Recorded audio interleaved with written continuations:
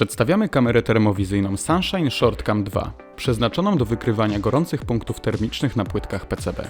Kamera umożliwia wykrycie potencjalnych usterek płyt głównych, smartfonów, tabletów, jak i komputerów, znacznie przyspieszając wykrycie zwarcia. Model LCAD15 wyróżnia się przede wszystkim kompaktowym rozmiarem.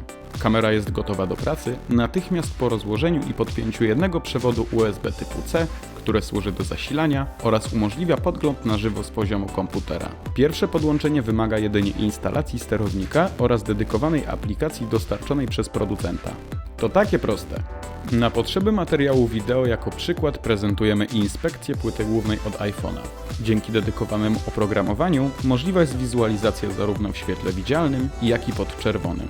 Mimo niewielkich rozmiarów, urządzenie ShortCam 2 posiada detektor o wysokiej rozdzielczości aż 256 na 192 piksele.